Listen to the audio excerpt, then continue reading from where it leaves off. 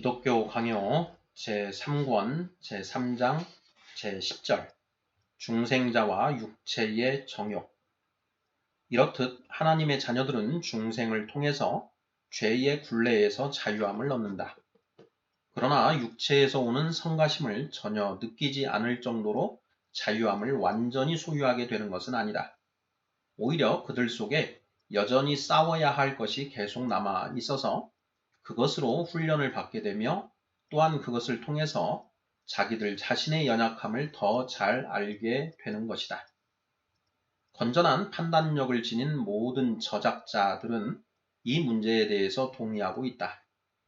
즉, 중생한 사람에게 여전히 악의 불씨가 남아 있어서 정욕을 끊임없이 분출시켜서 그로 하여금 죄를 짓도록 유혹하고 자극시킨다는 것이다. 그들은 또한 성도들이 정욕이라는 질병에 얽매여 있기 때문에 충동과 자극을 견디지 못하고 유욕이나 탐심 혹은 야망 같은 악들에 빠지는 경우도 왕왕 있다는 사실에도 동의한다. 이 문제에 대해서 구태여 고대의 저작자들의 논지를 일일이 조사하는 수고를 들일 필요는 없을 것이다. 아우구스티누스 한 사람을 살피는 것으로 충분할 것이다. 그가 모든 다른 이들의 견해들을 성실하고도 부지런히 수집해 놓았기 때문이다.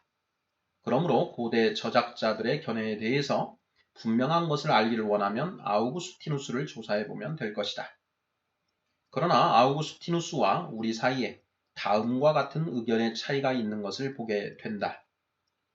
신자들이 이 죽을 육체 속에 거하고 있는 동안 무질서한 정욕에 매여 있어서 무질서하게 욕심을 품지 않을 수가 없다는 사실은 아우구스티누스도 인정한다. 그러나 그는 이러한 질병을 감히 죄라고 부르지는 않고 다만 연약함이라 칭하는 것으로 만족한다. 그는 정욕을 느끼는 것이 행동이나 동의로 이어질 때에, 즉 그 강한 충동에 의지가 굴복할 때에 그것이 죄가 된다고 가르치는 것이다. 그러나 우리는 하나님의 율법에 반하는 어떤 정욕의 충동을 받기만 해도 그것을 죄로 간주한다.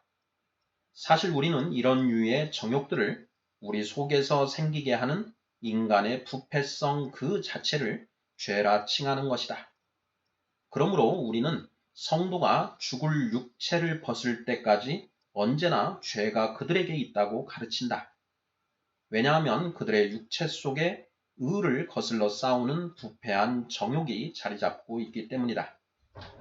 그리고 아우구스티누스도 죄라는 용어를 항상 피하기만 하는 것은 아니다.